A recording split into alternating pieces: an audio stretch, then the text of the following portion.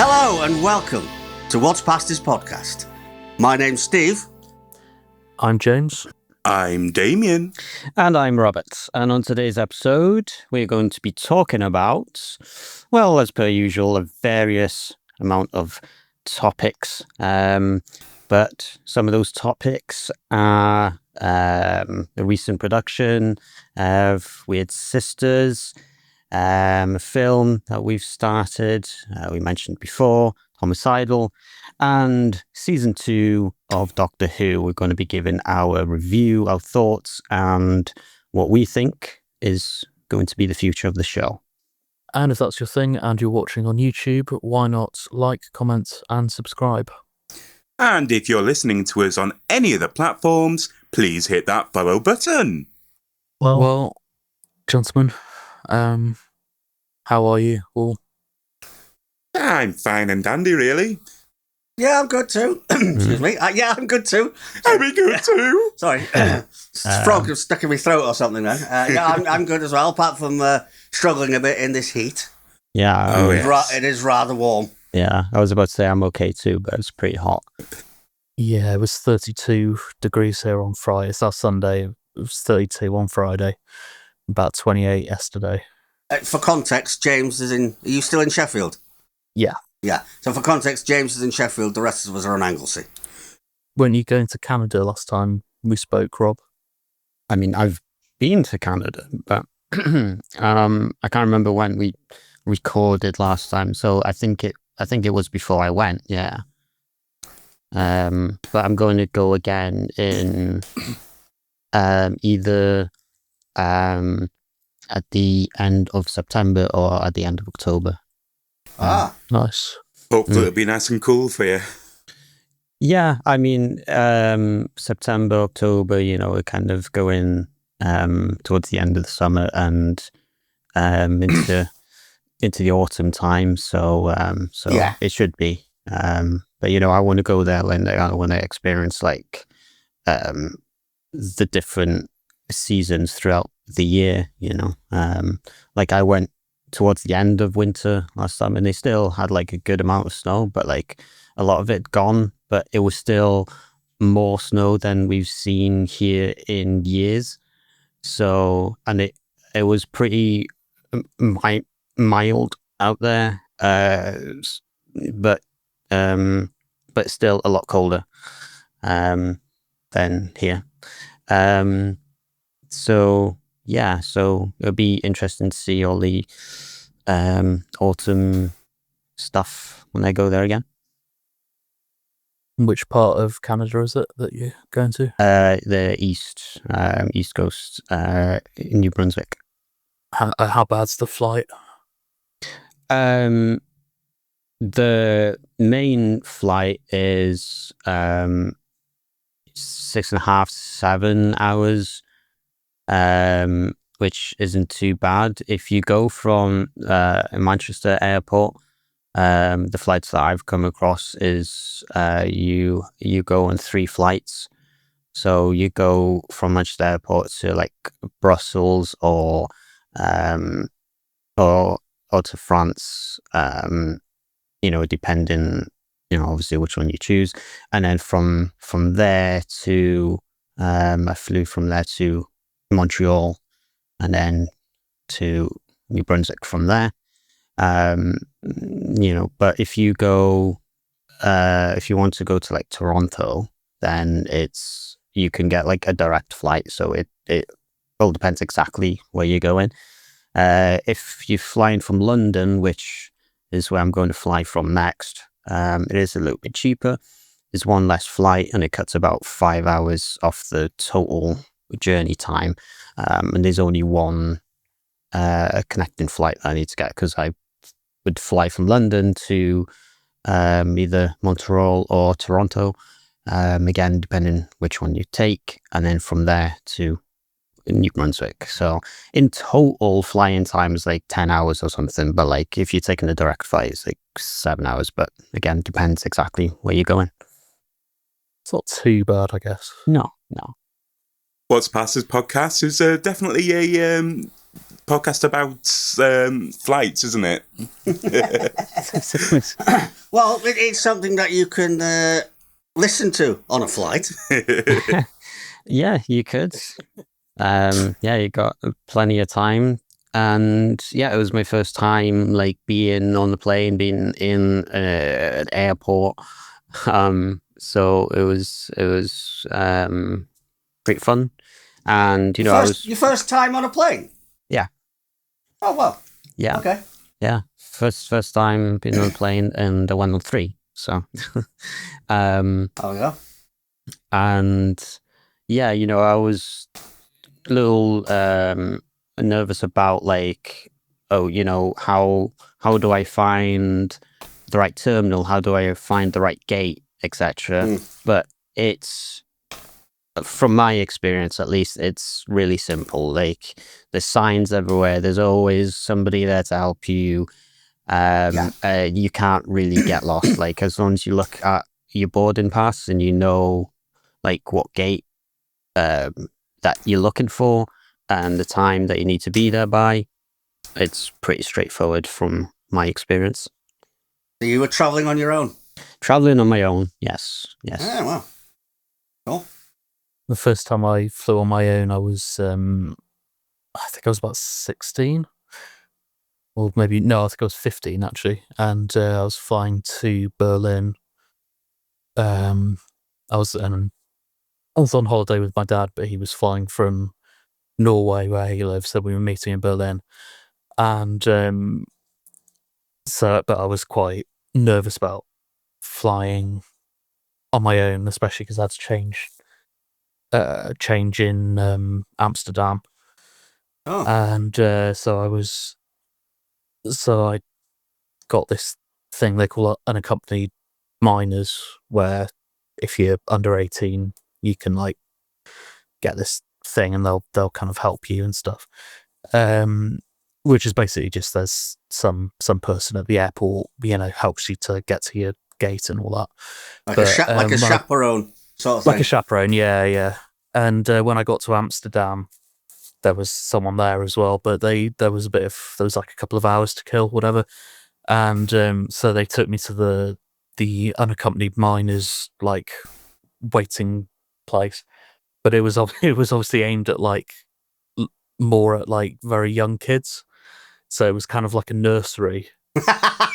It was very weird. It was such a like surreal experience. Like, I'm in Amsterdam airport in like a crash, waiting for my flight. It was very, very, very weird.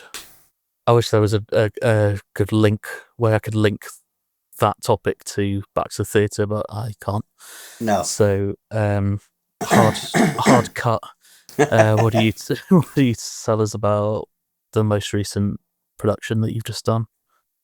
We did a version of Weird Sisters, which was based on the story by Terry Pratchett, but turned into a play, adapted into a play even.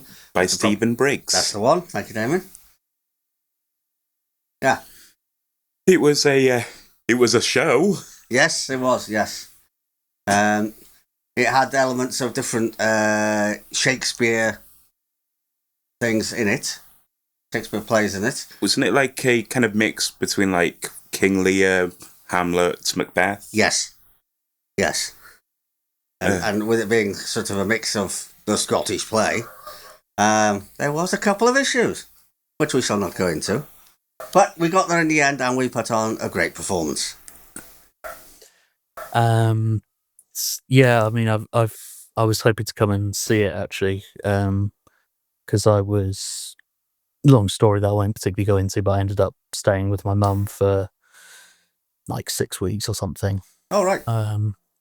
So I knew that production was going to be on, but I think it got postponed. Is that right? Yeah, the first time, yeah. Oh, yeah. Yeah. I actually forgot about that, actually. Yeah. It got postponed. We ended up doing a bit of a shake around with the casting as well. Yes, we did. And then managed to get Caroline to come back as the lead role. Yeah, one of the 3 leads, yeah. And she was brilliant. She was. She learnt it within like a week.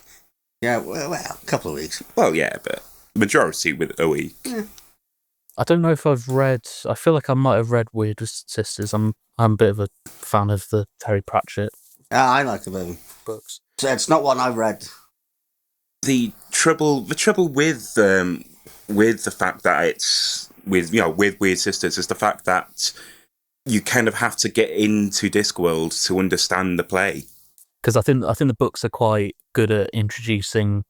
If you kind of don't know all the lore, I think the books are quite good at introducing it each time. But maybe if it's in a play, it's not. Yeah. Yeah, true. And we haven't done any other Discworld play before. No. So this is the first one we've done. It is? And half the cast didn't even understand it. Like, we were just acting because we didn't understand it. Yeah, because the wording that Terry Pratchett uses, it's sort of take on Latin in some of it, so it like what's known as pig Latin. Yeah. So he uses that, and some of the Shakespearean words, and some things in order to understand, you have to do a bit of research to understand what he's actually telling you. Yeah. Yeah, a lot of those books are sort of pastiches of, Shakespeare and yes, they are. Yeah. kinds of things like that. Like there's one called Lords and Ladies that I read some years ago. There's like a takeoff of Midsummer Night's Dream, for instance. I have heard of that one, but I didn't know that's what it was a takeoff. If I remember rightly, I think I'll have to have a look at that one. I'll have to have a look at that one. Sounds interesting. Yeah, I think basically I associate the Terry Pratchett Discworld books with being ill, because whenever I'd be ill, like when I was like high school or whatever, I'd listen to the audiobook. I'd listen to an audiobook of one of those novels, and I still kind of do. If I'm ill and I'm just like lying in bed but I can't really sleep, I'll just put those on, and they're very like well written and kind of funny, but also quite light and easy to listen to. Yeah, I really like them. I've got access to the audiobooks on here, but after experiencing the show, I just can't be asked listening to them. I need to give myself the energy to listen to them, but I just. There's a few different like series within the series, because there's there is like different groups of characters. So there's like the City Watch ones. There's the ones with the witches, which obviously Witch Sisters is one, and there's the what's he called, the wizard, Rincewind. Rincewind, thank you. And is there another? I feel like there's one I'm forgetting as well. But yeah, there's a few different ones with like different sets of characters, so you can kind of there is, if you prefer one of those, you can kind of go down that route. True. Yeah. Anyway, this play also brought in a few new members to the rep group as well. Yeah. Oh right, that's good. Yeah, very good. Yeah, and It does seem like you've got quite a few new people like nowadays. Yeah. And the only downside with the amount of new people now is there's a lot of people in the rep on such a small stage. Yes. Yeah. But we're making it work now. We've had a meeting last, was it Thursday, was it? Yeah, you weren't there, but no. But it was just planning for the future panto. Yeah. Which the script committee's yet to decide which panto we're doing. Yeah, and so you thinking of putting forward my Dick Whittington, weren't you? Yeah, that's one of them. Yeah, the one on our folders draft one, but I think you had more drafts for Riptide, wasn't it? Yeah, I did it. I rewrote it. Oh right.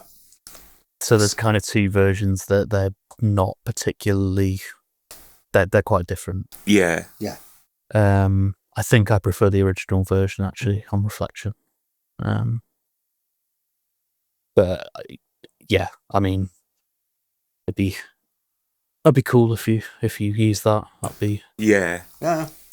fun. But yeah, I think it would probably have to be edited quite a bit. It's quite a complicated. Like, I remember when we did Sleeping Beauty. That was the idea, was that because it was still COVID, it would be better if it was just like we did something a bit simpler, because the Dick Whittington script was horrendously complicated, and Sleeping Beauty ended up being horrendously complicated as well, but slightly less so than Dick Whittington would have been. So I think it's it might need a bit of rethinking if you were to use that. Yeah. I'm also thinking about writing a panto as well, Humpty Dumpty panto. Oh, okay. But I don't intend for that to be used anytime soon at the moment. I've not even got past scene 1 yet in writing it, so that's going to be fun. I planned it all out, though. Yes, I know. I've seen an idea of the plan, haven't I? Yeah, and I've got all the character names ready. Okay. All egg-based names. So you got Sunny Inside, you got King Benedict, you got Fairy Frittata, Omeletta, Dame Scramble, Great. Baron Shellshock. You could reuse one that we used in Aladdin, Fu Young. Egg Fu Young. Oh, could have done, yeah. Well, I said that was my character. Well, Steve, speaking of Egg Fu Young, I was tempted as well to suggest Aladdin, but then I thought, no, it's a bit too soon. Yeah. I was like, oh, we can give the rep access to Hereafter's Aladdin if they want. But then I thought, it's a bit too soon just yet. Yeah. Maybe in a few years. Yeah, I agree. In a few years. I mean, it'll have been 6 years. Yeah, still. Yeah, it still feels a bit too soon, considering the amount of other pantos we could do. Yes. Yeah. When would you know which one you're doing? Like, what's the plan next? Like, how do you make a choice? Well, currently it's the script committee now, isn't it, Steve? Yeah. That's making that choice. So, with what panto to do next? There's another meeting on Thursday. Okay. Oh. Yeah. We'll know more from them. Yeah. Basically, the meeting this Thursday is a refresher of last Thursday's meeting. Anyway, is it? Yeah. Oh, right. Well, we're going to remind ourselves on what's what, and then discuss more things as well. Okay. There's even an audition committee as well, or audition panel, I should say, which I think is a good thing as well. With more and more people coming to the rep, being members, so everybody has an equal chance of whatever roles. Yeah. Like, I'm excited for that because, it's not that I don't want to be a dame. It's more in the case of I want to see if someone can do it better. Yeah. Because I prefer that someone else doing it better than I could do. Fair enough. That way it can be the best show. Yeah. True. So you're happy. We could do it. I'm happy with whatever character they give me. To be perfectly honest with you. I just thought you'd always sort of want to do that. Not that you're claiming it. I know you're happy for other people to do it, but I thought you'd always particularly want to do that when it comes to panto times. I mean, the roles in panto I'd like is either Dame or the Buttons character. Yeah, but the occasional depends on the panto, the occasional baddie. But Oh yeah, I enjoyed playing the baddie when I played the baddie. That was fun. But the roles that entertain the kids the most. Yes. I like to do. Mm. Yeah, you could do a scene in one of the pantos where you and a couple of others have a dame off. Who's the best dame? Well, it's got to be Dame Ian. Yeah, it's in the name, is it? Clues in the name. Yeah. Maybe I'll do one in future, but has to be the right time. That's fair. and That's fair. stuff. Rob's waiting for the right panto, so when he's about 80, he'll be like, oh, this one, please. No, no, I'll be the dame. no. Is this you know, because usually like around that time of the year and sort of leading up to it, it's usually like a busy time, so it's hard to sort of commit to well, not necessarily every rehearsal, you know, those are doable, but it's you know, because you have like the matinee shows as well, so it's kind of a bit more difficult to sort of commit to those. Yeah. You know, the evening show shouldn't be too bad, but like, you know, if you're in the show, you know, you have to do both, don't you? You know. Yeah.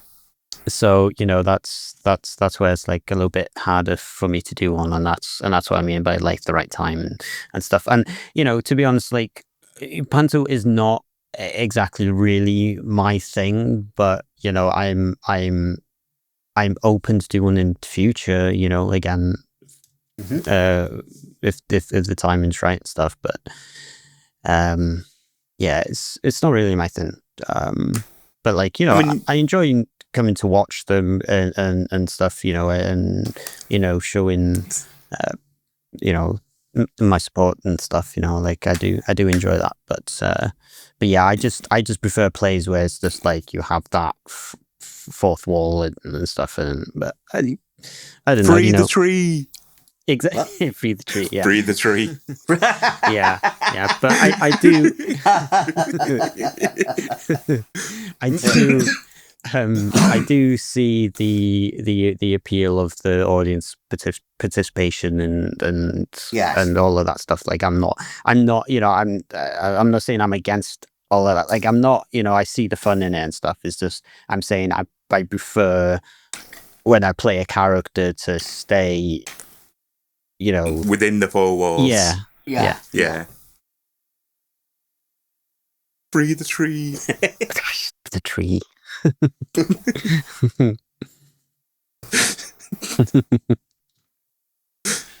I've just done a production as well recently. Did you have to say free the tree as well? Or trees? No. Oh. Sadly. If I'd known, I could have worked it in, but what did you do? It was 3 new one-act plays. Oh.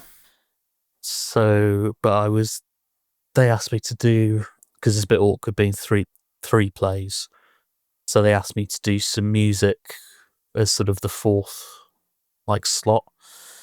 So I did, and also one to cover the scene change, so I did a song in the first half, and then I did like a sort of 20-25 minute set of songs in the second half.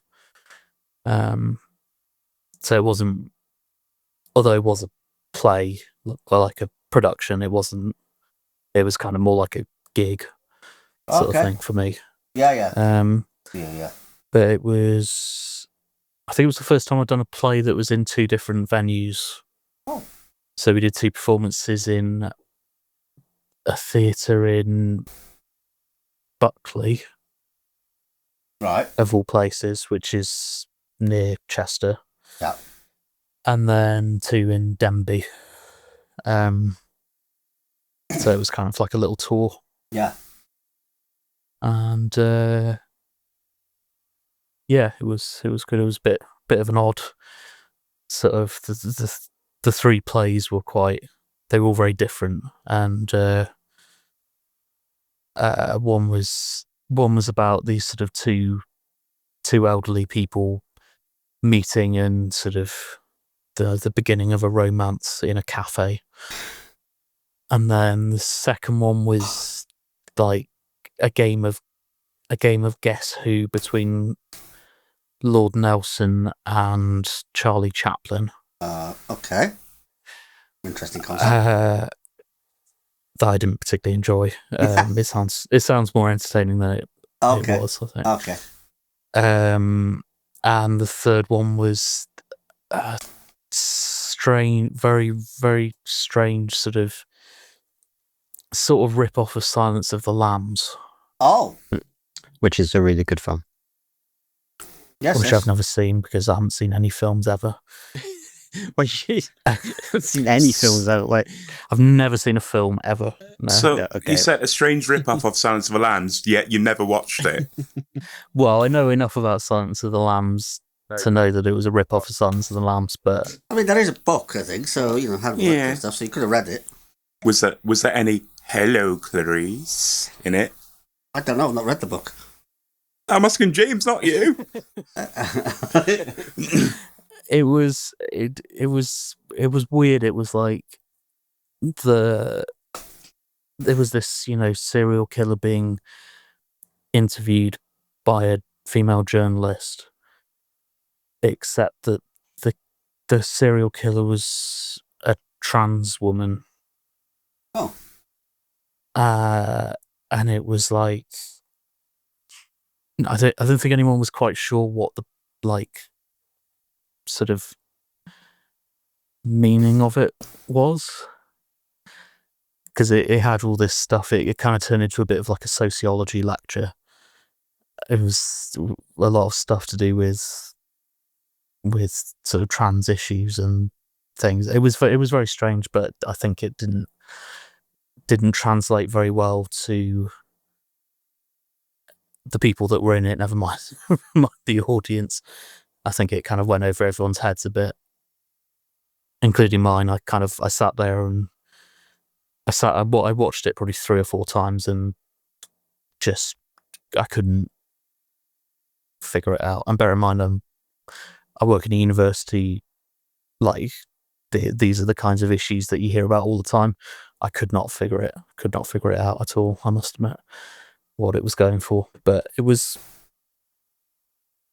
had some cool lighting though, so it was that. Where did you do that show?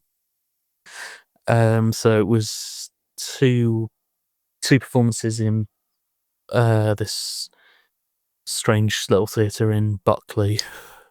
Oh, yes. Mm-hmm. And 2 in Theatre Tumornant, which is in Denbigh, which is a quite nice little theatre actually. Yeah, it was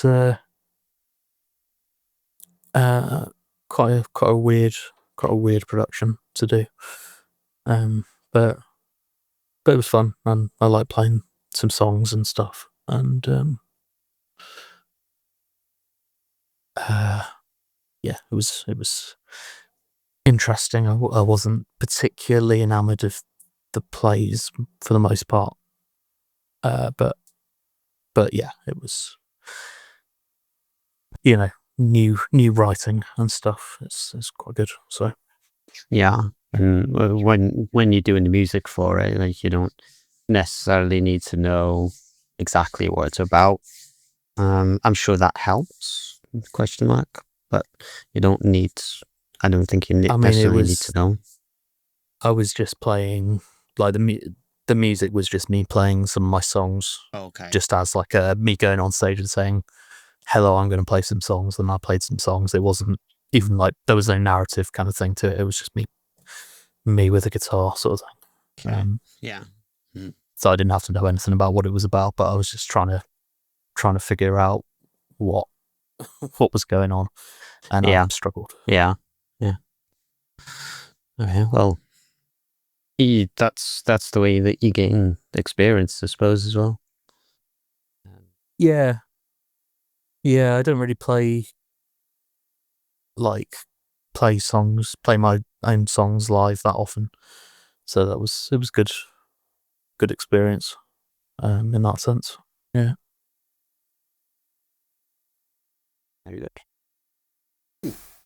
And again, we don't have any smooth transition to talk about Tom's film, do we? No. So I think that's Who needs transitions? go ahead with that.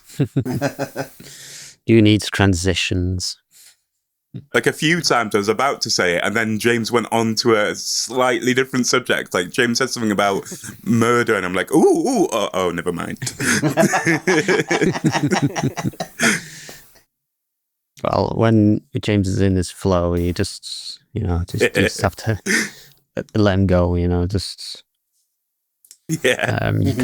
You can't interrupt. Yeah, us three can leave the room and we can leave James here to talk for 20 hours. Yeah. Yeah, kind of like with Tom a little bit. Yeah. Oh, yes. Mm. Talking of Tom, go on.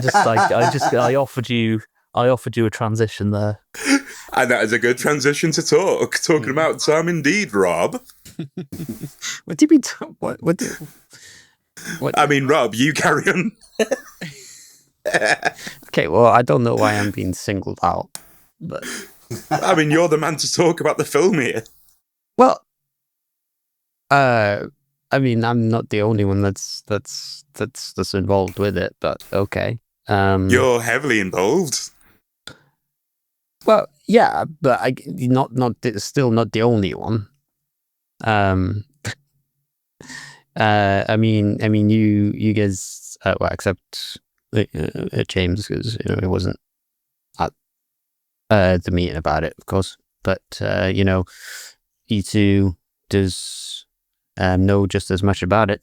But anyway, I'm afraid I don't. I was sitting in the reception, opposite you guys, but I wasn't paying attention. I was ripping DVDs. Oh, okay. Fair enough.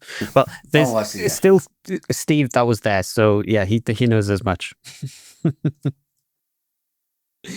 Anyway, yeah, we had a meeting about it on Tuesday. Yes, it was. Yes, last Tuesday. Yes. Yeah. And we were trying to finalize the casting for it. We've got the majority of people. I think there's only one left, but like since Tuesday, that might have been sorted. Sorted by now. Okay. Because we're going. Oh, I think Lynn was going to ask John. Oh yes, Summers she was. Yeah. About playing Mr. Cooper. Yes, which I believe is so. The character that I play. Mr. Cooper's his dad. And yeah, I think that was the only role that we was having trouble with. I mean, originally Peter was going to play that, and we did. Yeah, we did film that, but there was you did. There was a few little hiccups in that, so we needed to do it again, really. But for reasons we stopped, and then since then he doesn't want to do the part again, and that's fine. Yeah, fair enough. So yeah, so that might have been cast by now. We're going to do filming on Tuesday. The bits that we're able to do outside of Caroline's house. Oh yes, that's which right. is going to be the cottage that my character inherits. And we're just going to do the bit just before your bit, Steve, with you play the postman, so we're going to do up to that bit, and then we'll do your bit, and at the time when when you've got the stuff that you need. Hopefully the weather's going to be okay. Hopefully, yeah. For that. Hopefully. Yeah, because it's all really dependent on that. Because it's meant to be set in the summer, and we wanted to start filming like a lot earlier, but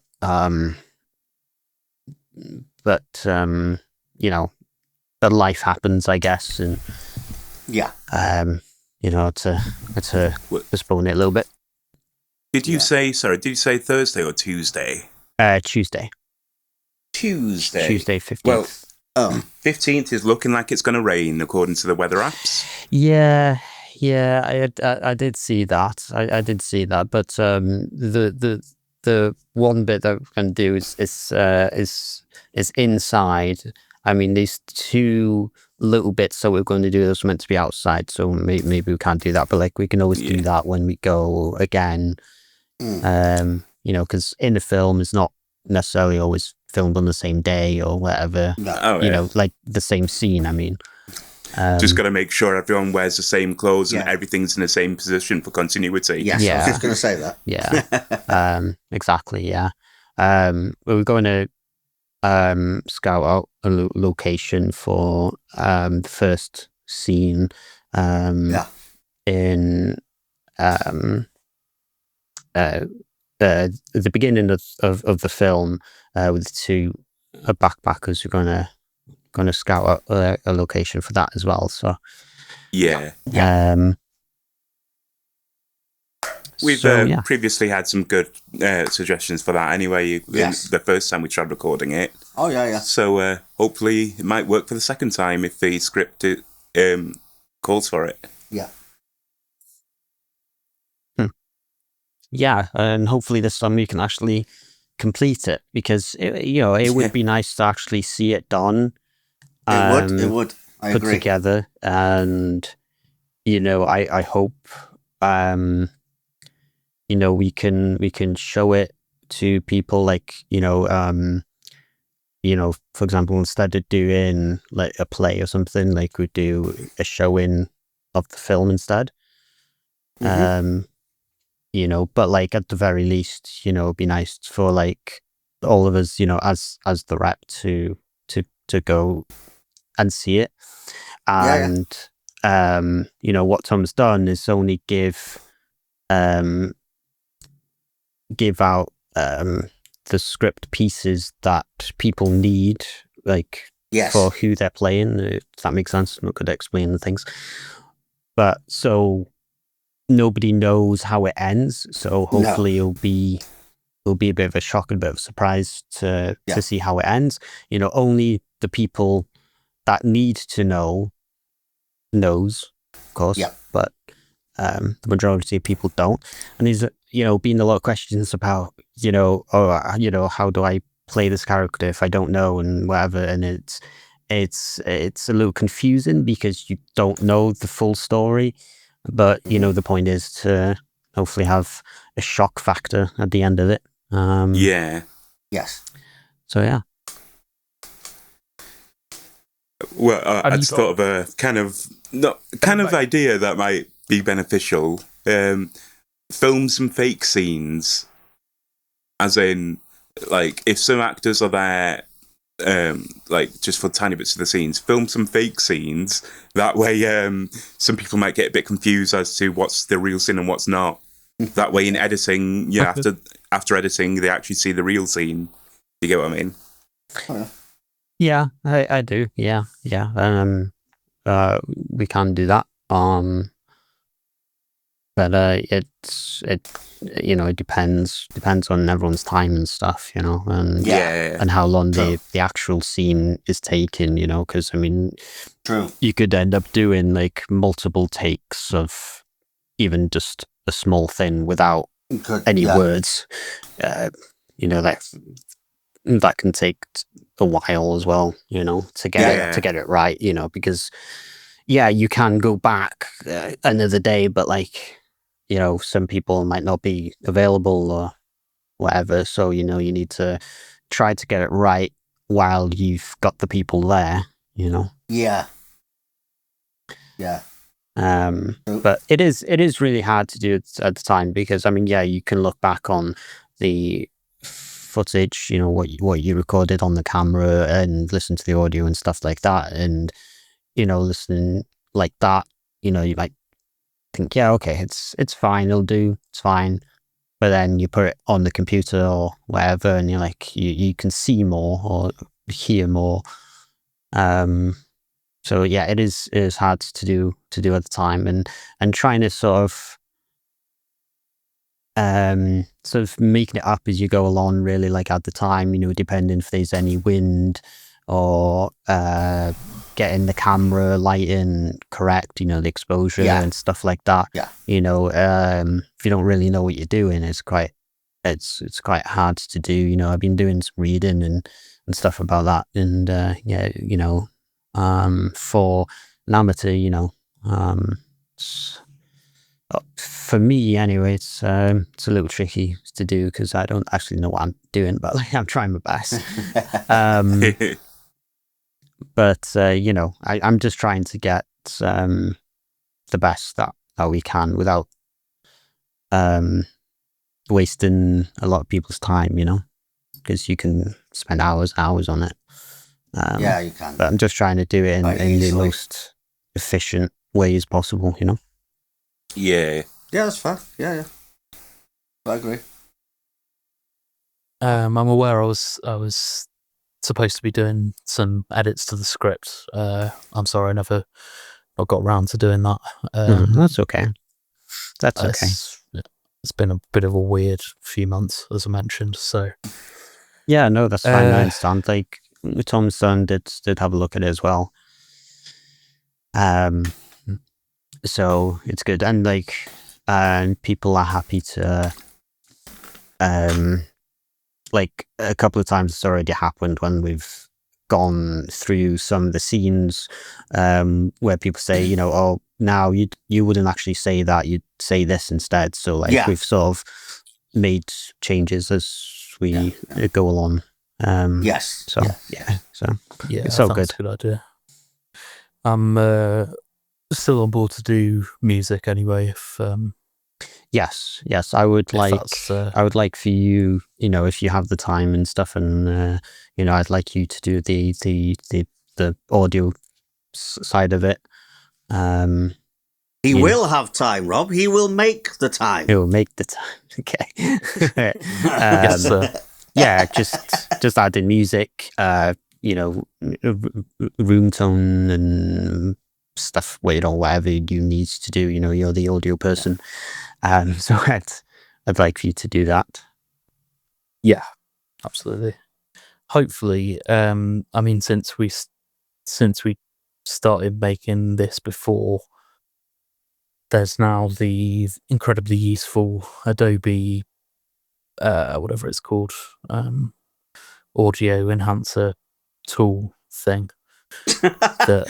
Great technical terms there, James. Yeah, what is it called? I'm gonna look it up.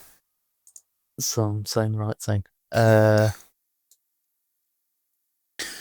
had to make use of that for Weird Sisters. Did you? Yeah. The quality of the recording that we used for the projection was absolutely terrible. So in the end, like, we recorded it once. It was very terrible. Recorded it again. So I just thought, to hell with this. Let's just make do with what we got and just edit it as best as I can. You want that to remain in the podcast? Pardon? What you just said? Oh yeah, it can remain. Yeah. Okay. Just checking. Yeah, it's called Adobe Podcast. Oh. And it's basically an AI tool thing that you put recordings in and it cleans them up and makes them, or tries its best to make them sound like professional quality recordings. Cool. It is pretty remarkable what it can do. Although it is limited. Without sounding like we're giving them a free sponsorship thing here, I tried the free trial for that as well, for the more advanced features, and I did find that I can just tweak the amount that the AI does on the clips. Mm-hmm. I can tweak a bit more. Still not great, but it helps just get a better sounding audio. Yeah, I've done that, but without using the actual advanced version. I've just downloaded the version that it spits out and then mixed that with the original audio if needs be, because sometimes you get these little AI artifacts. That's the word. And it can, if the audio quality is really bad, then it can get a bit lost, or the voice doesn't sound very much like the actual person anymore, things like that. But I find that and also it takes out all the ambient sound as well. Yeah. So if you mix it with the original, you can sometimes you can get a kind of decent balance of the natural sound, but with the I found myself doing that occasionally, mixing it with the original, and or sometimes having the original super quiet, just so it just gives that extra kind of like oomph to the AI. Yeah. So I've done that a few times. I've done that as well for I did that as well for a few recordings that my mum sent me from her work, because she's an archivist, and she had some. I guess someone donated some older cassette tapes or something. No, not. Oh, doesn't matter. Doesn't matter. She had some old cassette tapes anyway, and they were quite bad quality, and so she gave them space to kind of clean up and make them listenable, and so I was able to do that with a bit of toing and throwing and a bit of mixing things together and stuff. So it's a pretty amazing tool, really. But so I think that may well prove to be a boon to this project. Yeah, it sounds good. Yeah, so you planning to get it filmed like over this summer? Well, we're trying to do like at least the outside scenes. I don't know if we can do all of it, with the time remaining. Because again, it's all depending on the weather, and if people's available. So, we're going to try to see how much of it we can get done. Focusing, as I said, on the outside scenes, and then the indoor bits can be done. Later on, like it doesn't matter if it's in the autumn or winter, wherever. Like it's inside, so it doesn't matter as much. As long as it's not like storming, heavy rain on the windows or something, Yeah. But yeah, that's the plan. Yeah. I know when I was backing up some of the files to OneDrive, I did have a peek just to see if the videos aren't corrupted and whatnot, and I noticed you have recorded a few scenes yourself, Rob, haven't you? Ready for the movie, basically. Yeah.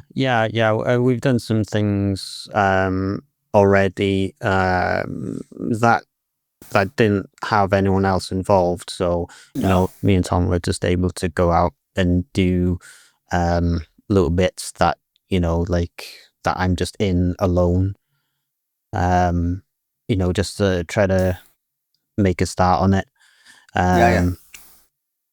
So yeah, I mean, I didn't have like any words to say, any lines to learn, anything like that. It was just like a visual shots and getting out of the car or whatever, it's the stuff like in between the main scenes kind of shots.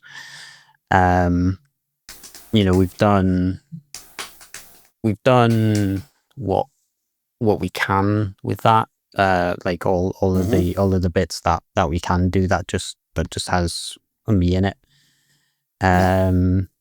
So that's given us a bit of a head start, and trying to get the outdoor scenes done.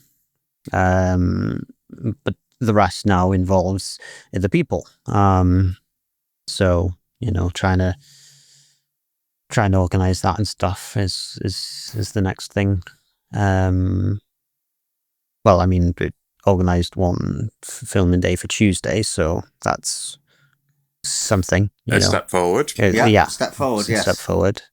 And then the scene with you, Steve, is not that complicated. So like once you're ready and we got a day, it shouldn't take too long. No, we did film it before. Yes. So it's kind of a similar thing to that, really. So my plan is to go through the entire scene at least once on like a wide angle shot, and then do like close-ups. So like no, so like the camera would, like, for example, be on you, and like, you know, I could be reading off the script at that point, because, you know, I'm not in the shot, it's just a close-up of you, and then we go through the scene again, and then the same thing with the camera on me, and then you can just read the script if you want. I was saying, And then in the editing, you can pick and choose, if, you know, depending on the lines, if you want a close-up or if you want a reaction shot or whatever, you know, you can pick and choose. You know, a similar thing that we did with Broken Homecoming, you know, we kind of filmed the same thing 2 or 3 times. So it's kind of a similar setup to that. And I was also thinking, after we've done all of that, like, everyone else can leave, you know, there's no need for people to stay after that, of course.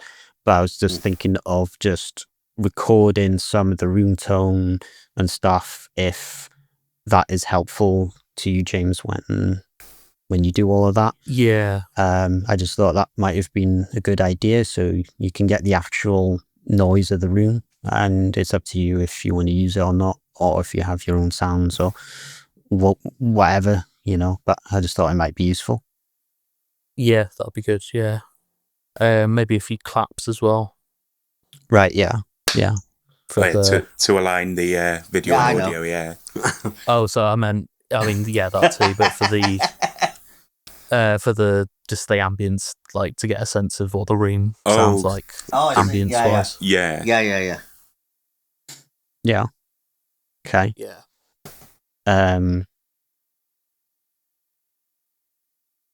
Okay. I was thinking of just recording that for like 30 seconds to a minute. So you just want some claps throughout that, do you? Just maybe at the start, just a couple of claps, and then, as you say, sort of 30 seconds of silence. Okay. Would be good. Okay. Yeah. Yeah. Last time we recorded it on the recorders, like we mic'd everyone up. Oh yes. Yeah, we did. But we don't really have enough recorders to do that. So I've got like a boom arm and another mic on the camera. Yeah. So it's going to be like, the audio is going to be with the video on the camera as like a backup, and then on the boom arm it's going to go into a recorder that I have, and you can use either one, because I don't know, you know, I'm not an audio person. I mean, I don't know much about the audio side of it, but I just thought to try to get like 2 separate recordings of it, and you can choose from there, you know, whatever the best one is. Yeah, it's always best just in case one ends up corrupting as well. Yes, exactly. True. Yeah. Good point. Yeah. The recorder. So have you got a boom mic? Did you say?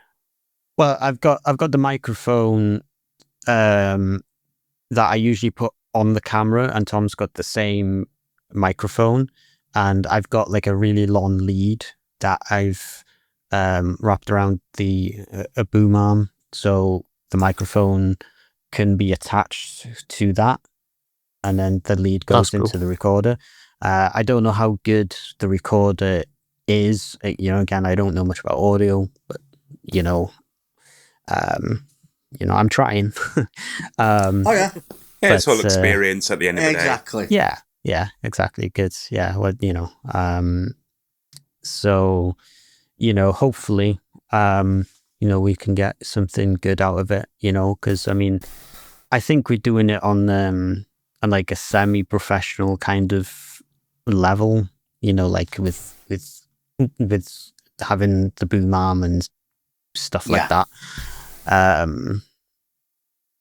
But yeah, hopefully we get something good out of it. I'm sure we will. Yeah.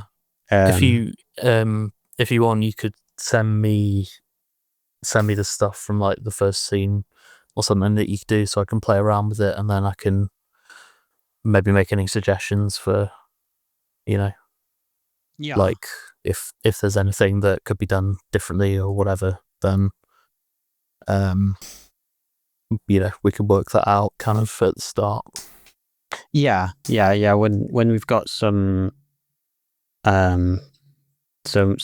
audio recorded, I'd be putting it all on the OneDrive, so you all can access that. So Cool. yeah, you can take it from there and see what you think.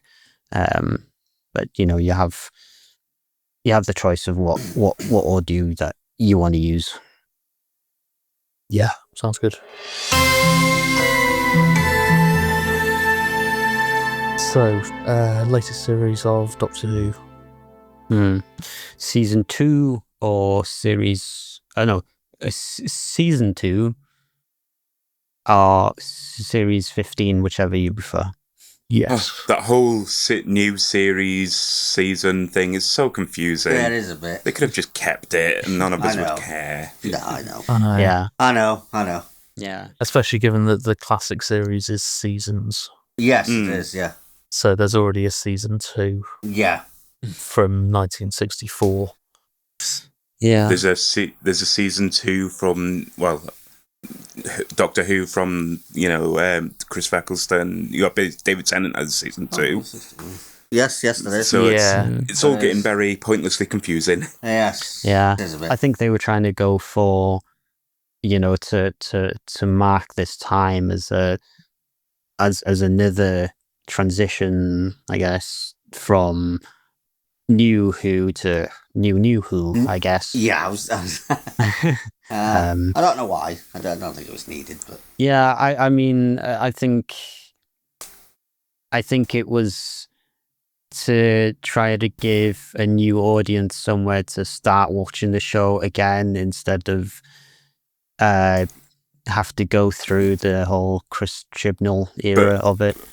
But that idea kind of flopped because quite a few episodes call back to previous. Yes, it did. Yeah, I mean, some, quite a few of New Who episodes do reference back to classic Who as well. But yeah, I think it's been a good idea for them to have a few years break, whether that's 2 years or more, and try to properly think of a good way to continue the show. I hope it continues. I think it will continue. Well, you have to wait and see. Yeah, I think it's kind of I think it's been in need of reinvention for quite a while. I think especially nowadays, because the thing is, it's like the classic series was written as serialized, so stories will be told over a number of weeks, over a number of episodes and stuff like that, and that was the way that TV worked in the 60s. It was. And they carried on with that all the way through to the late 80s, by which time it was tired and stale and stuff like that. It got taken off the air. When they brought it back in 2005, they were like, well, okay, we can't do that. That's really old-fashioned. So what we've got to do is these sort of 45, 50-minute standalone things, maybe with like an overarching arc or whatever. And that was the right thing for then. But that was 20 years ago, and things have changed again. And I think at the point where like things like Game of Thrones were huge, we'd reached a point where we kind of returned back to serialized format being the main thing, and that's kind of still the case now. The format that Doctor Who is still using, that it's been using for 20 years, is tired, and people don't watch TV that way anymore. Yeah. And I think it would benefit a lot from, aside from any details of the plot or the production team or anything like that, I think it would benefit from being in a different format, first of all. That's my feeling. So, shall we start talking about the episodes then? I mean, let's just start off with Robot Revolution, which is the first episode of season series 2. I thought it was quite a fun idea. Yeah. Belinda's boyfriend, like, the moment I saw him in the first scene of the episode, I'm like, he's the main baddie. Yeah, like, he's the main baddie of this episode. Like, he's just got one of those faces. The faces. And I was right. Didn't have much of a face towards the end, did he? No. Sorry, spoilers. Oh. Yeah, we are talking about Doctor Who, so if you haven't watched season 2 yet, spoilers. But, if you haven't, what's wrong with you? I thought she seemed quite a good character as well Yeah. to start with. Yeah, I thought. To start with. Yeah, I mean, one of the biggest things for me that with her though, which is a good thing, I think we saw the development between her and the Doctor more than between Ruby, because with Ruby, time, a few months had passed between episodes, or between at least a couple of the episodes, and we were meant to believe that Ruby and the Doctor was like really close and stuff. But with Belinda, we actually saw that, so I thought that was like a good point. The thing with Belinda, though, like, I don't know why, but she gives me like, what was it? If you remember the Rowan Atkinson comic relief Doctor Who thing, like how almost fourth wall breaking the companion is there. She like throughout the whole season, she reminded me of that. It's just like the way she acts. Don't know. It's just like she's not talking to the Doctor at any point. She's talking to the camera. That's the impression I got from her. Like, her story's alright, but I can't get past that. The quality of the dialogue writing, I think, has gone downhill a lot in recent years, particularly since Chris Chibnall took over.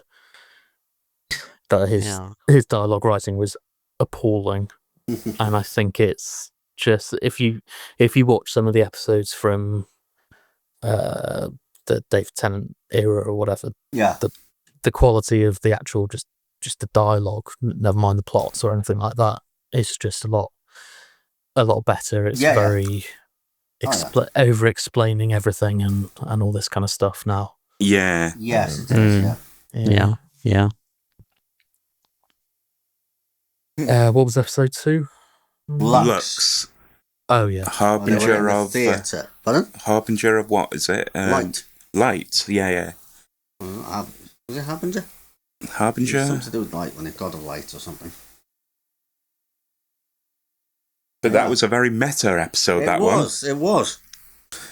Where we essentially saw a version of us on screen. Yeah. Oh yeah. Yeah.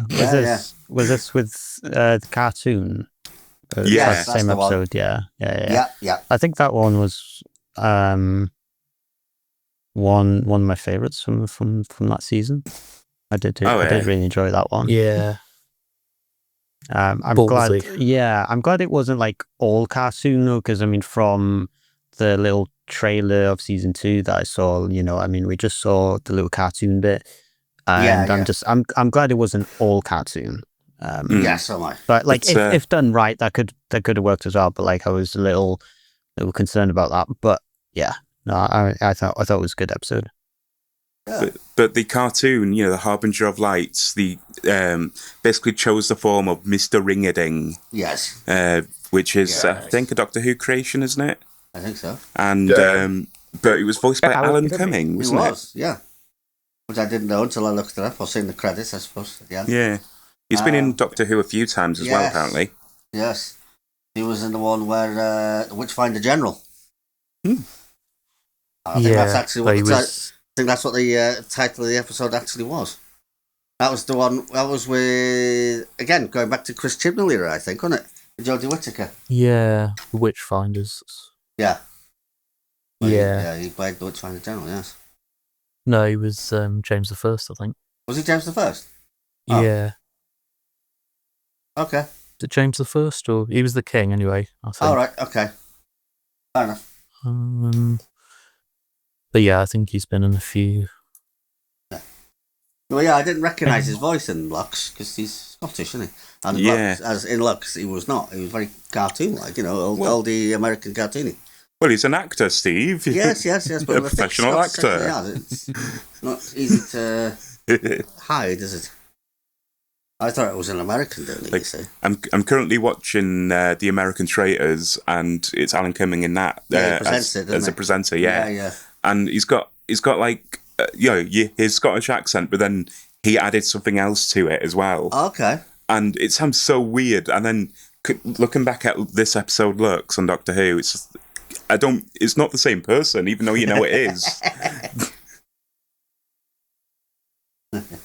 Interesting. Apparently he was offered the part of the Doctor by Russell T Davies. Was he? I presume.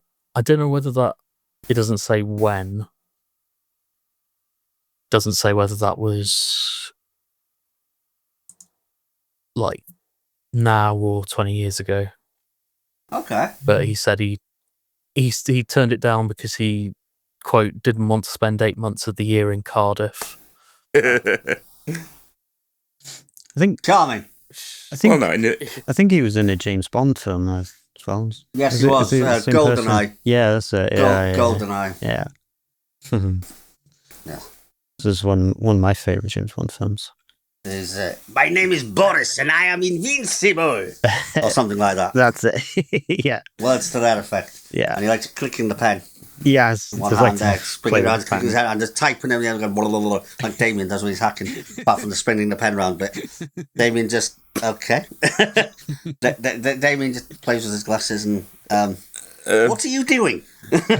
I was wiping my face with a tissue and suddenly it got caught in my hair.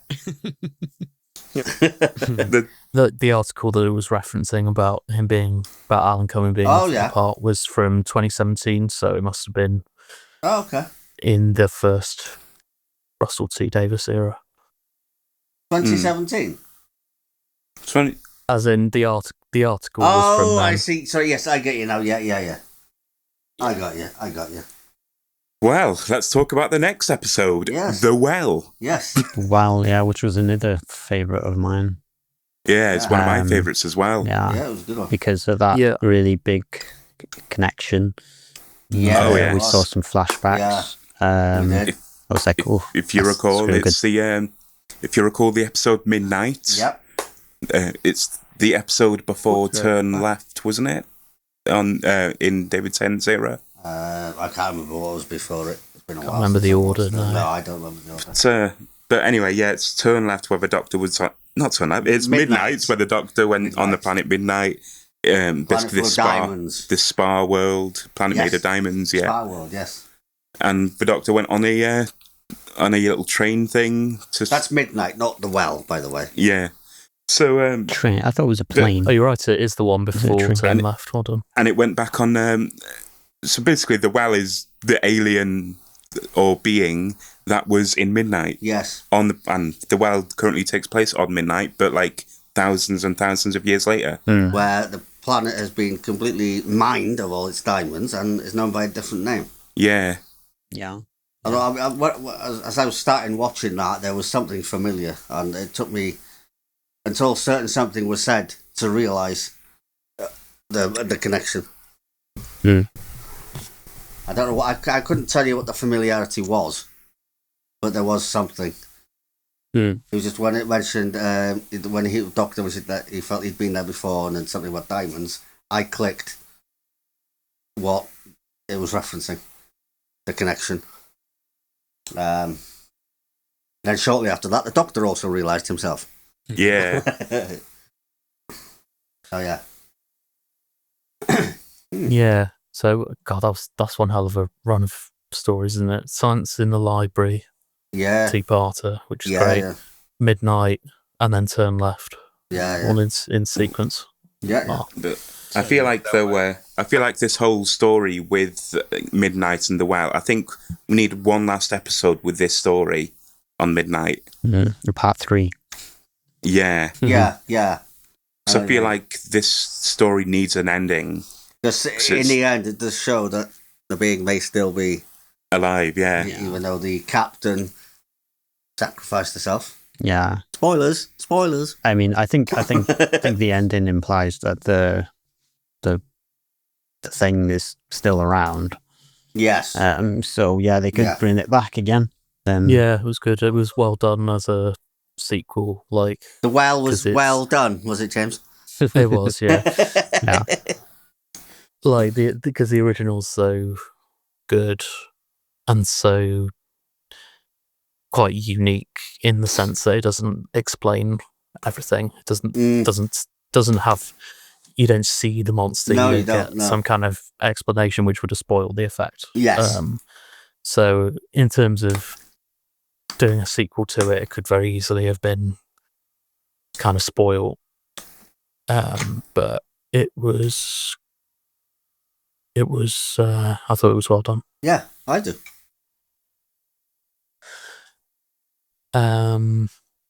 Cool. What was the next episode? Lucky Day. Yep. Oh yeah. Yeah. It was alright. Yeah.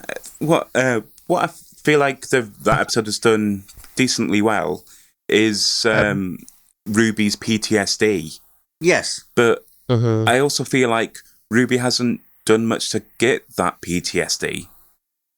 Like, I don't feel like, well, in story terms, I don't think like it's earned. Like, there's not much content for that. But, yeah. But it's still dealt with that PTSD story pretty well, though. It'd be more interesting if that were a storyline that were developed over a couple of series where, you know, the companion character actually went through some really traumatic stuff and then, you know, and then had to deal with the fallout of that and that were explored. Yeah. That'd be interesting. I thought the episode was, like the message of it I thought was a bit weird because it was kind of, because I get the idea that the villain's this kind of right wing kind of conspiracy theorist guy, influencer type, yeah. But also the message seemed to be that you should never question the government. Yeah. Do you know what I mean? It was like, okay, I get this. I get that this guy is doing what he's doing for bad reasons, but also it's not an inherently bad thing to say. Well, there's this. Can you imagine if like we had this government department that was not answerable to anyone, incredibly secretive, and spent inordinate amounts of money, inordinate amount of taxpayer money, doing things that no one knows about, and they have potentially like super weapons and things, and like that would be so sketchy. And I think people would be more than within their rights to sort of say, well, what's going on here? What's this money being spent on, and so on. Yes. So the idea that the kind of message of this episode was, oh, you know, the government are good and they never do anything bad, and you shouldn't question them, was a bit weird. Yeah, but and it's like, and I think the thing is, it's like UNIT have always been this morally.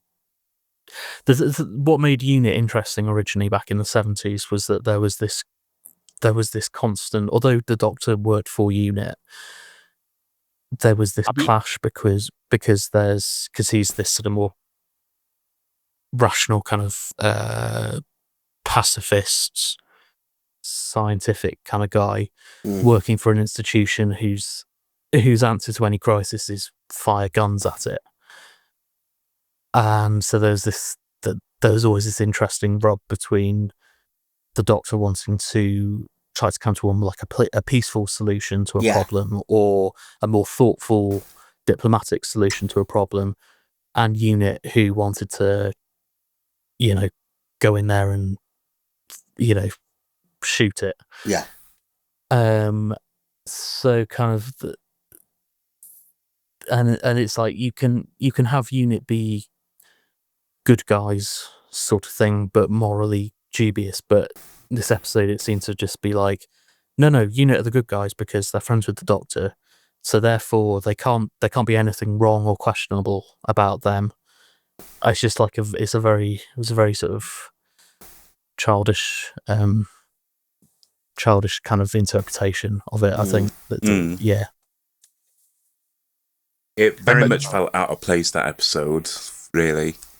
Yeah, and it's a shame as well that there have been so many episodes in this run where the Doctor isn't really present in the story. Yeah, I think it possibly was more of a setup for what happens in the other episodes, I think. So. Yeah, but that also feels shoehorned in. Yeah.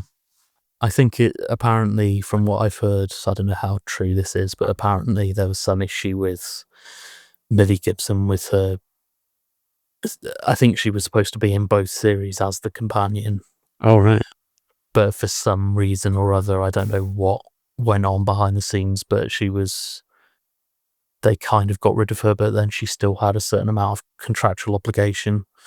All right. So I think, I imagine the kind of original intention of the series, it might have made more sense for her to be the main character in this episode or whatever. I get the impression that it ended up being a bit of a mess production wise. Yeah. Yeah. Yeah, the same could be said for how the series ended, really. Yeah, definitely. Then so what was the next one? Was it the story and the engine? Story in the engine. The hairdressers. The barbers. Oh, the barbers, yeah.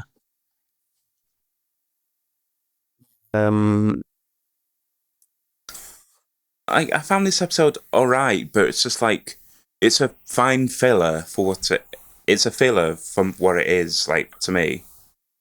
Yeah, I think it was from my least favorite, this one. If we were to like rank them. Yeah, I thought it was quite. I mean, it was good that they set a story in somewhere other than Britain. Yeah. Yeah. And especially given that you've got a black Doctor, and they actually made some attempts to tell a story from that perspective, and blah, blah, blah. That's great, but I just found it a bit tedious and convoluted, and it was very talky. It was very talky. They brought back the fugitive Doctor as well for like a cameo. Yeah. She's black as well, but yeah, it was about telling stories, so it would be very wordy anyway. But just, I didn't understand the episode really.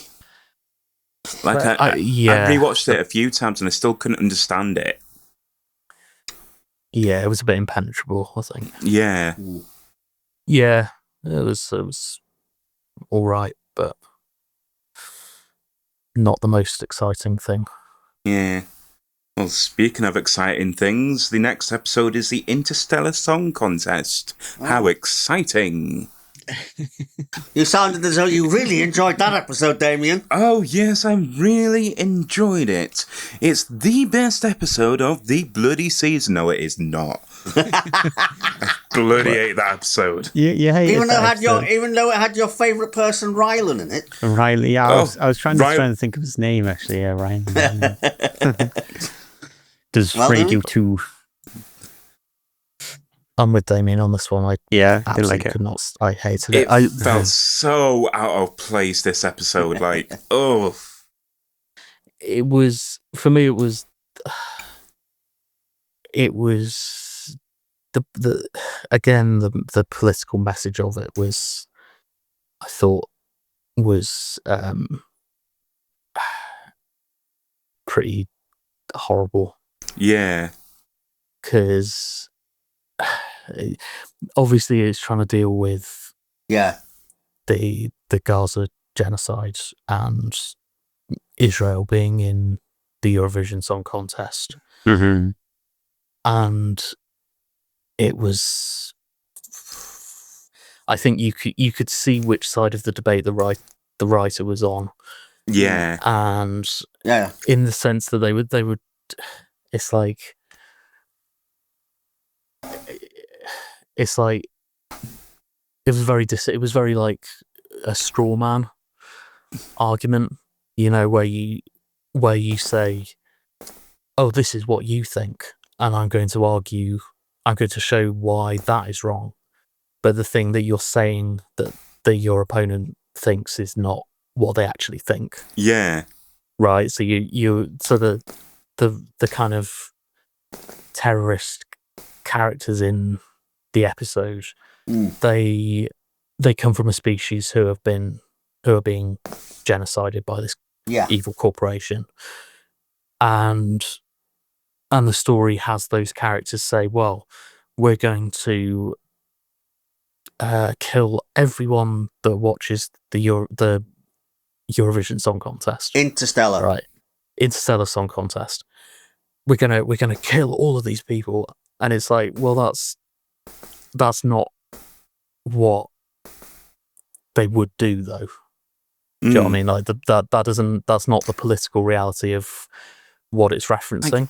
But also, I got the impression that, well, the punishment doesn't fit the crime, in a sense of like they're blowing it out of proportion.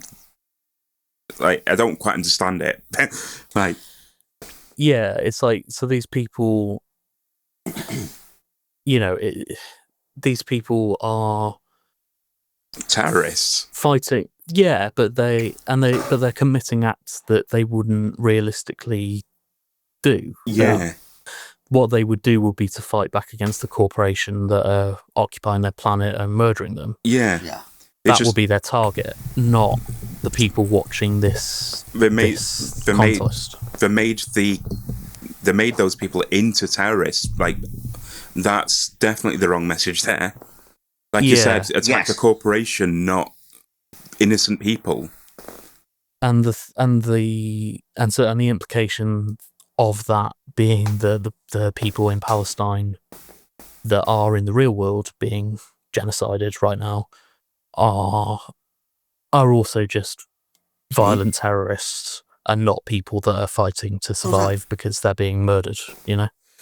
Like, it's a heavy topic, but it's and also the thing is, like, the Doctor as well. The fact that he was so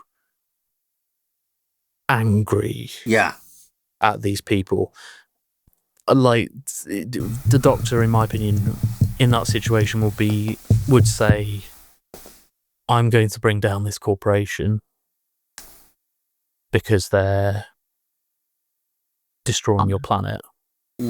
That's what he'd say. He would find a solution to that. Yeah, that's what he normally do. Not how dare you fight back against these people? I'm going to torture you. Like, that to me just seems like the writer's perspective coming through.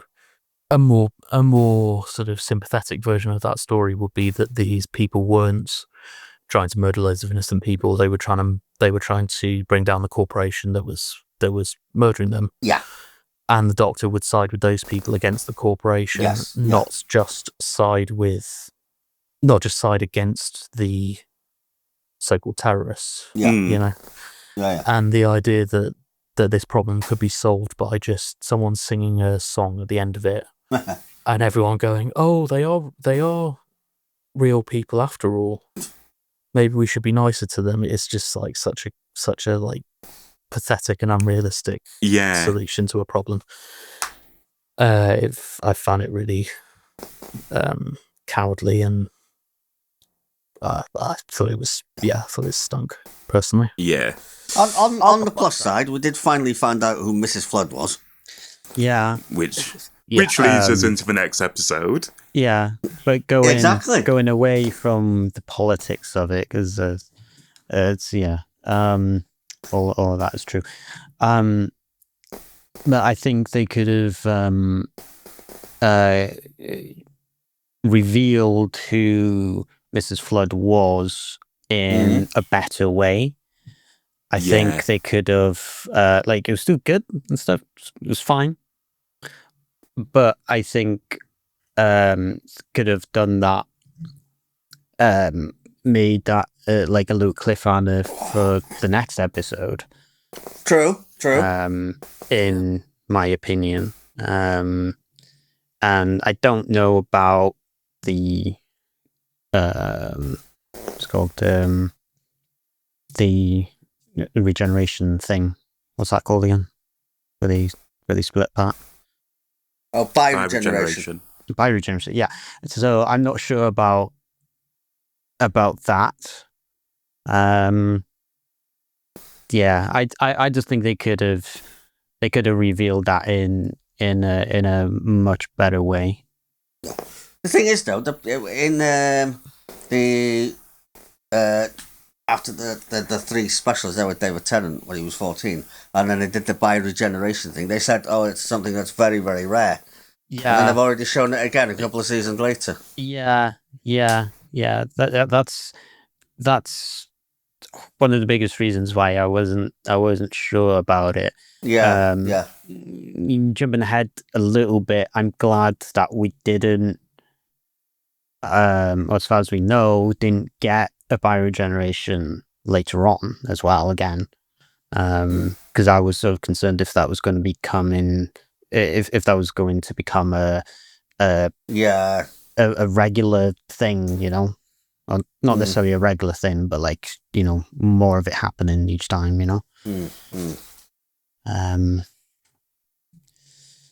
Oh yeah, like the reveal was fine. It was fine, but yeah.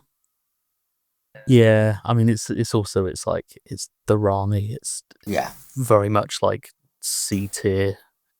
Yeah, Doctor Who characters. It's like, oh right, okay, it's the Rani. Okay, that was my reaction. It's like, oh right, yeah, yeah, and forgot. I remember her from the 80s. Forgot she existed. Yeah, and I don't know how many people would know who the Rani is, you know, especially if you're like a particular age, you know, or like just started watching the show or whatever. I'm not sure how many people would know who the Rani is. You know, I think the biggest thing for me is that, you know, they keep bringing back you know, people from Classic Who and stuff, which, you know, it's fine to do on occasion, that's fine. But I think they're always relying on past stuff that I think we need new monsters and stuff, like more of it to bring it to the next generation sort of thing. So like people would know who they are, you know? Because I mean, I think we are just about at that correct age where we know some Classic Who stories and stuff, even though we didn't watch them, obviously, you know, and none of us were obviously born at the time, but like we are just about at the right age where Don't you look at me. I look at Steve then. What year were you born, Steve? 84 BC. Shut up. 84. So yeah, so you were 5. You were 5 when they got taken off the air originally. Yeah. Wow. Yeah. But PC. Sorry, I just picked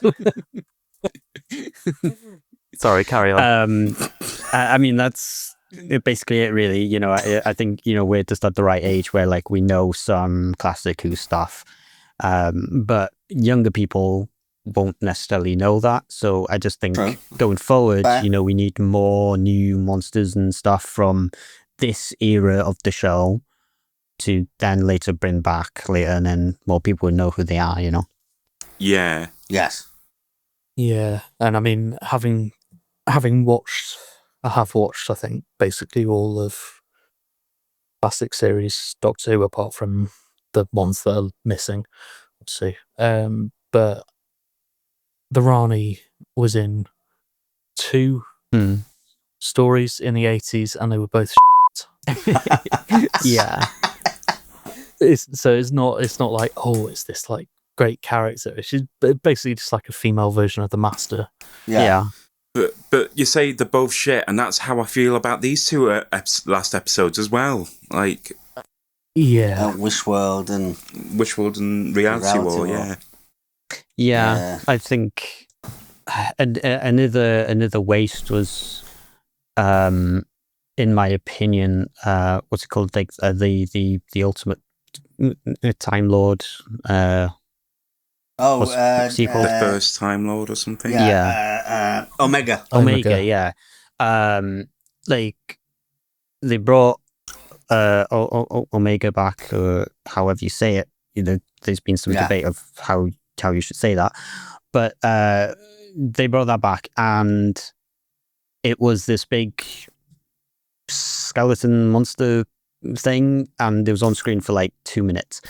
You know, I understood why they made it that skeleton monster. You know, it's basically warped into that. But you know, even so, like just for a minute and then gone. Yeah, there's all this build up just for that. And that actually is a character from the classic series. It is, that is worth bringing back. Yeah.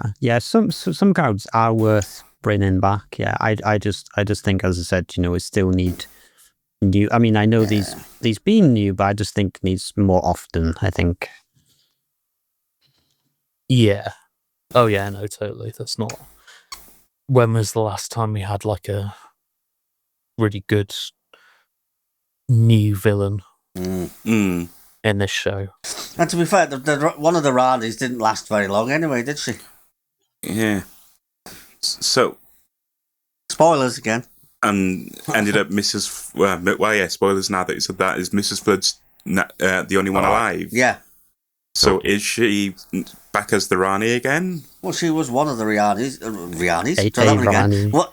She was one of the Ranis. Yeah. She was the Rani before the new Rani, and then the new Rani got taken, eaten, whatever. Yeah. And then so that version of the Rani is still there, just like there's two versions of the Doctor still there. Yeah, but as in, like, the David Tennant version of the Doctor is just like the Doctor, but going through therapy. Yeah. It's like and he's just, huge... while all this is happening, he's just like chilling out. Yeah. In Catherine Tate's garden. Apparently, Well, but how's that Doctor going to react when the current Doctor is now Billy Piper? I mean, that's kind of a good... No, hang on. Okay. All right. It usually, in the credits, it says introducing blah, blah, blah as the Doctor. This one just says introducing Billy Piper. It doesn't say that she's introduced as the Doctor. Yeah. So we don't know that she is the Doctor. No, we don't know. I mean, yeah, it is usually say introducing blah, blah, blah as the Doctor. So, you know, we don't actually know. No. But is she back as Bad Wolf for the moment? Yeah. I feel sometimes... Just going on theories that are around, like. Yeah. But yeah. I feel that I think it could be another sort of stunt to, whenever the show does return, to get people to watch it again. Yeah. You know, it could be another stunt like that. You know. Yeah. We don't know. But it's very interesting to think about, because I don't know if you guys realize, it's kind of funny, to be honest, but with David Tennant being such a big part of the show, you know that the Doctor has either regenerated from a David Tennant or to a David Tennant. I don't know if you guys realize that, but you know, Christopher Eccleston regenerated into a David Tennant. Yeah. And then the Doctor then regenerated from David Tennant to Matt Smith. He did. And obviously came Matt Smith to Peacock. That was the only time. But the reason, obviously, why the Doctor chose the 12th Doctor's face was because of a David Tennant episode, The Fires of Pompeii, so that's kind of a connection there. Yeah. And then regenerated into Jodie Whittaker, who then regenerated into a David Tennant. Again, yeah. And then, okay, I know we had a bi-regeneration, but still, it was a bi-regeneration from a David Tennant to Ncuti Gatwa, who now supposedly regenerated into Billie Piper, who played Rose Tyler, who was a 9th and 10th Doctor's companion. Yeah. So there's all of those connections, plus even David Tennant regenerated into himself with the hand. So it's just... Well, he stopped the regeneration, really, didn't he? He used what was left in that hand to stop it, really. Yeah, Metacrisis. Yes. Yeah. Well, that was before. Yeah, he was in the middle of regenerating, yeah. But he put it all into the hand. Yeah. So he didn't have to change. I think it still counts as a regeneration, though. But I just find it so interesting that, you know, he's such a big part of the show and you have all of these connections. Oh, yeah. There's going to be connections. I mean, I think metacrisis is a good word for the situation, because I think it's such a snake eating its own tail at this point. Yeah, it is a bit, isn't it? It's like, oh right, okay, so we've already done David Tennant coming back. Okay, fine. Oh, who's it going to be next? Oh, it's going to be Billie Piper, obviously. Yeah. And if it wasn't her, then it was going to be Catherine Tate, you know. Yeah. Or you could always imagine that he was going to regenerate into Russell T Davies. You know, it's just like, okay, yeah, we get it. Like, it's just so bereft of ideas, I think, at this point. I think it would really benefit from new people and new ideas. Yes. Yeah. Yeah, it could.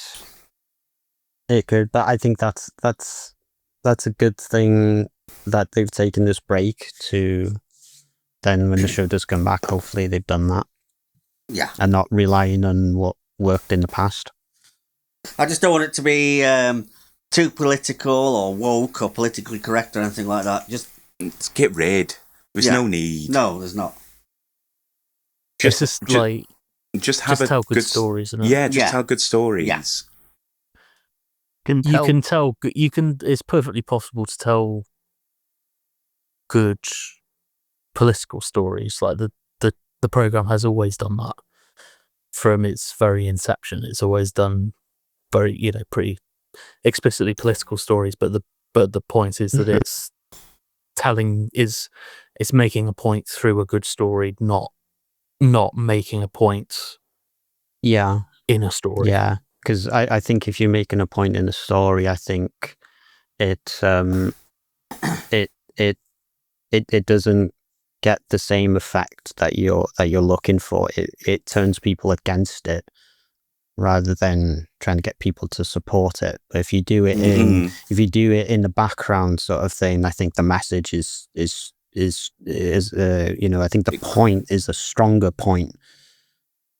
If it's sort of in the background, then if the episode is made around it. Yeah. If you're showing it rather than stopping and saying it. Yeah. You know, it's like there's that great scene in Turn Left, isn't there, where the army show up and are taking away these like immigrants or whatever. Or asylum seekers, whatever, and and that's like a really impactful moment. And Wilfred said it's happening again. Like, that it wasn't stated. It wasn't stated what was happening, but we all knew what was happening. Yeah. Because if that were written now, he'd be saying, "This reminds me of when I was young, and it was the Second World War, and blah blah blah blah blah blah blah blah blah." And he would, and it's like you don't need. Yeah. You don't need to explain it. You don't need a PowerPoint presentation about it. No. It's way more impactful if it's it's part of the story and it's implied, and there's Yeah. I think the writers need to understand that less is more. Yeah. That should be one of the main things that writers should understand. Yeah. And it's crazy as well because this been written by the same person. It's been written by the same person. You'd think he would have maybe got better with age, not catastrophically worse. Yeah. Anyway. Yeah. I mean, I think it's like I think I said in a previous episode when we were talking about this, but I think it's still sort of he still has its issues, of course, but I think it's slowly heading in the right direction, at least trying to find the right direction. And I just think with some changes here and there, which hopefully they'll do in this gap, it could be really good again, like it was at its peak. I don't think it'll be ever that good again, because that's when it was at its peak. I think it's really hard to beat that, but I think it can come close with the right changes made. And I think it needs to be reinvented again. Yeah. Because it became, it was this huge smash hit originally back in the 60s. Yeah. Huge thing. And continued to be a huge thing for a good sort of 15, 20 years, something like that. Yeah. Then it kind of dwindled, and then it was taken away for 15 years. Came back, was a huge smash hit again, and continued to be for quite a while, but then it's dwindled, so it's the same thing happening again. I think it just needs a fresh perspective. Yeah. I mean, I don't think the past two seasons or series, whichever you prefer, was terrible. Had some issues, but I think overall it was okay. Just with some changes that need to be made. Yeah. That's fair. It's definitely more watchable than the Chris Chibnall era. I think, in my opinion. But that's a low bar, though, isn't it? Yeah, but talking about that era, again, spoilers, but we've been talking about this subject for a good few minutes now. But Jodie Whittaker returned in the last episode. She did a bit, and I just think that little scene that she was in, I think, was so much better than all the episodes that she was in when she was playing the character. I just think that small scene was so much better than any of that. I think there's a lot of people who say that. Yeah. And have that same opinion, shall we say? Yeah. I did like that a little bit. Yeah, I did. I thought it was nice. I like the moment in the last. I think it was the last episode where they're folding up the coat. Yeah, and it got smaller and smaller and disappears. Yeah, I thought that was a good. Aside from what the actual plot and everything, I thought that was just like a nice visual idea. Yeah. I can't help but think that I mean, obviously behind the scenes stuff was obviously happening, and I think especially the last episode was the second half to that episode was put on there. I don't think it was the original ending, and I can't help but think that the original ending would have been so much better, though. But as we say, it is what it is. And what happened to Susan? It's like, because she appeared in... Exactly, but I think the original ending would have explained that a little bit more, and I think that was going to be, or could still be, well, depending how they write it when the show comes back. But I think that was going to be more of a point leading to season 3 in the original ending. Yeah, you'd think so. It must be because it's like, why would you keep mentioning Susan, who's not been mentioned at any point for the last like 20, 30 years. Keep talking about her. Then she makes an appearance in episode 6 of the series. It's like, obviously she's going to be in the finale, and then she just isn't. It's like, well, yeah. So obviously something got rewritten there and stuff, because I think it was. And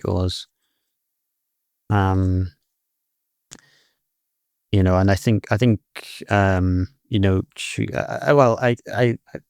don't know if it's true, but obviously I think Shooty wanted to leave and do other things, with the uncertainty of the show, especially as you're a professional actor, you gotta accept the work when it comes. You don't know where your next job is going to come from, so you gotta move about and stuff, if you're doing that, like, as your actual job. And you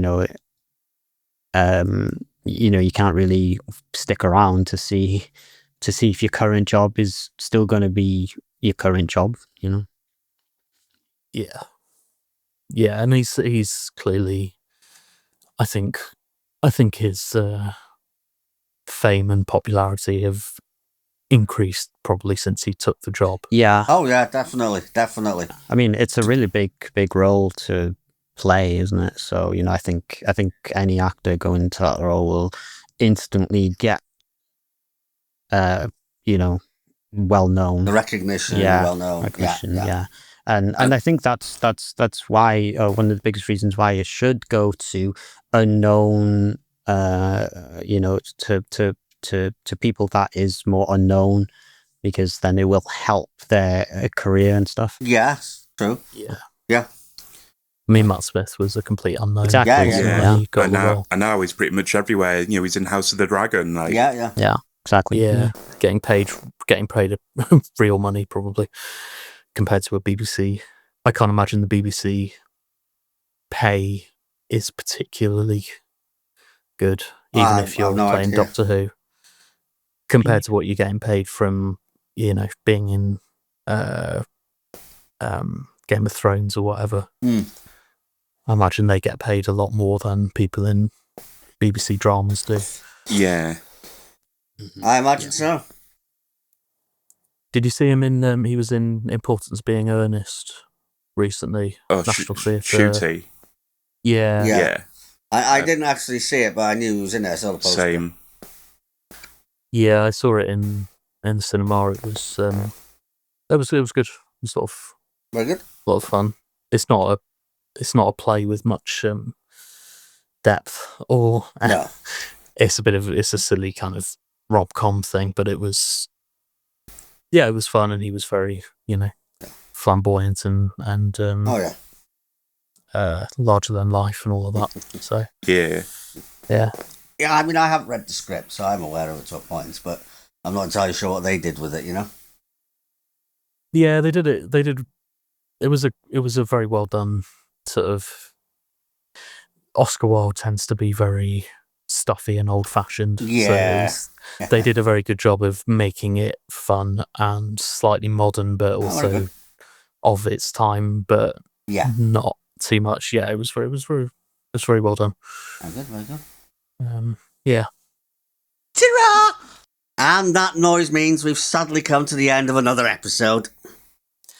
If you liked what you've heard, why not listen to us on the plane on the way to Canada, which you can do on a number of platforms, including Overcast. And don't forget to check us out on our other channels and websites. And on that note, it's a from me. It's a Dum da dum dum da dum dum da dum dum da dum dum dum from me. It's a until we meet again from me. And but the good news is it's time for my novel, so please sit back and relax. Put your feet up, get a cup of tea. No, joke. The classic Rob ending a podcast with a novel. Yeah, no, joke. I'll keep it short. Please remember that you can ask us questions using the link down in the description. Hope you enjoyed our discussion about these various topics, and please tune in to the next episode. Thank you for watching, and goodbye. Keep it short, nice he and says. short. It was short. It was short. Trying to advertise stuff, you know?